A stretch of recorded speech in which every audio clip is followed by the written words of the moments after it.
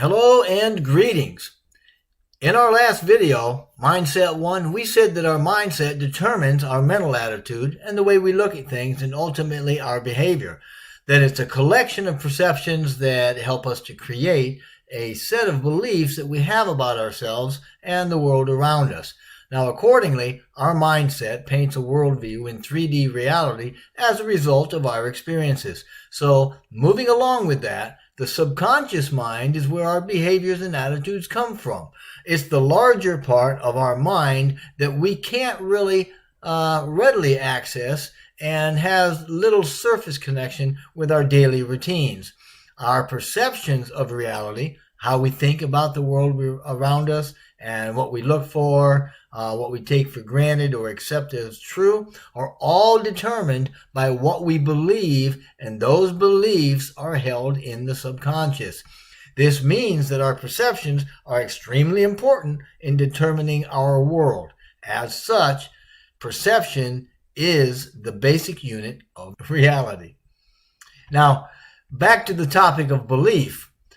A belief is just a thought that we think a lot, right? And it can be changed. So understanding that our perceptions of reality are determined by what we believe, it will follow that when we alter those beliefs, we also are going to alter the reality that we experience. This is because what we take to be true on the subconscious level, inwardly, what we believe, gives rise to the reality we experience consciously, which is outwardly. In other words, through our belief system, we're forming our own reality.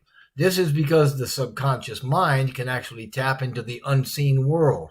And when I talk about the unseen world, I'm just talking about what the Bible calls the spiritual realm and what scientists call the quantum field or the ether.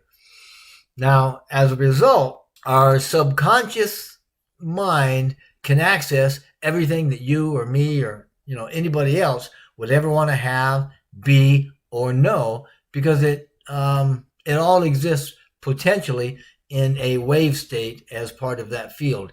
Now, the subconscious comes pre-programmed in a way at our physical birth, and it comes with a ton of stuff, like instinct, for example.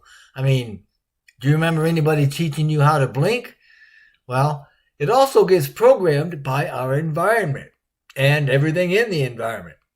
Mom, dad, neighbors, conversations, wildlife, everything when we were kids. And going directly into the subconscious to reshape how we think about ourselves and our future, our world, that's the only way to affect permanent, lasting change in our lives. However, the subconscious mind can be very stubborn. It is set in its ways in a way. Now, as reflected in so many of us, it is a creature of habit. And this means that it really loves to stay with us as it always has, meaning it loves to be in the familiar, right? To live in familiar territory, so to speak. And it does this because it doesn't like change. And trust me, you probably already know it'll give you 1,001 reasons why we shouldn't change. And it'll equally quickly provide you ready-made excuses about how we can push that change off indefinitely. Yeah, it really does not like change, even if it's good for us, because it sees change as a bad thing. It sees it as unfamiliar, or even worse, as unknown. You see, our brain, the frontal lobe in particular, is always scanning our outward environment for anything different from what we're used to, so it can predict and project worst-case scenarios for us. This is why change is so hard to do, because our subconscious reality really likes its habitual living style. It likes being safe, and it doesn't want to change simply because change usually doesn't feel very good, and it's not readily predictable, and it knows, as we all do, that we have to be ready for the worst possible outcome. Now, we all know if we're ready for the worst possible outcome, no matter what happens, we're going to survive. That's why it does it. This is why positive thinking alone always fails at the subconscious level. But that's also why using affirmations can be effective somewhat, because they speak to the subconscious, which is very, very powerful. Now, did you know that the subconscious is what controls about 95% of our lives? Our activities, I'm talking about, right? Yeah, about 95% of our lives, and hence our reality, is subconsciously automated. That's where all the heavy lifting, so to speak, is done regarding our day-to-day activities. Anyway, according to psychologists, we have between 60 and 75,000 thoughts a day, and about 95% of them are running in our subconscious all the time as if, well, not all the time, but most of the time, 95%, right? As if pre-programmed. This is because children from about the ages of 2 to 7 operate mentally in alpha and theta states.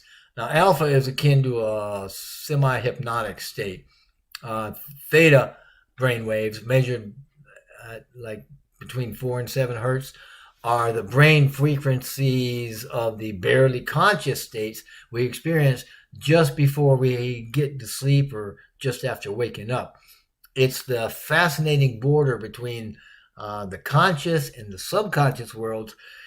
And in a way, it's our gateway to learning, memory, and intuition, because that's where the two of them kind of meld together. In theta, our senses are withdrawn from the external world, and they're focused on signals that originate from within, from inside of us, right? And while in this state, theta state, children spend much of their time, a lot of it, mixing with an imaginary world, right? And they mix that with the outward real world, so they get a mixture of both, which that's why they can take a broom and say it's a horse, right? So anyway, during this time, while operating primarily from those states, we also learn thousands and thousands of rules for social contexts and stuff like that we use for everyday, navigation of life.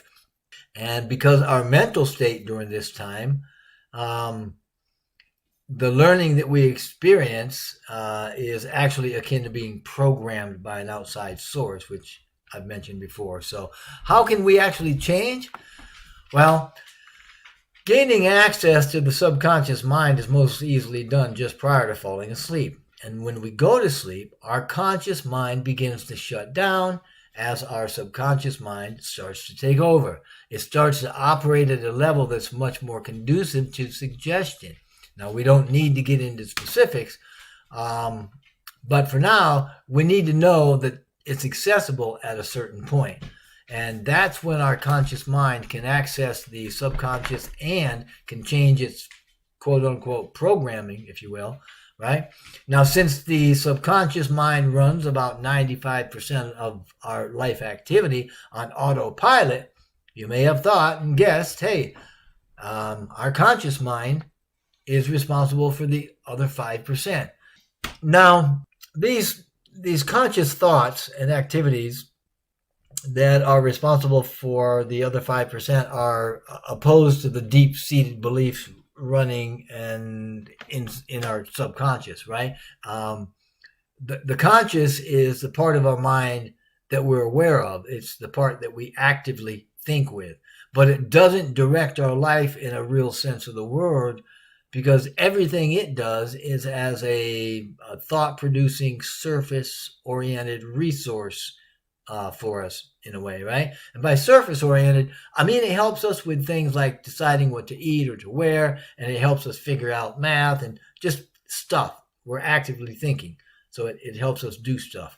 But it doesn't map our path in life, and it does not make our reality closely conform to our self-image, which is a good topic for another video. Actually, maybe we'll do that next. I'll think about it. Interestingly, when we think about using our thinking mind, right? When we actually start thinking, it takes us inward. As a result, the subconscious mind is no longer running its programs, quote unquote, so it's no longer controlling us. That should give us a hint about how the subconscious mind works, right? But because when we start to focus on conscious thought, it disconnects the subconscious, right? And when we're no longer thinking consciously, the subconscious re-engages. So keep in mind, mindset is everything. So we need to be thinking about what we're thinking about, right? And please keep all that in mind as we go into the next video. And yeah, I think we'll do that. We'll talk about self-image and personality. Thank you so much. I hope you have a wonderful, wonderful day.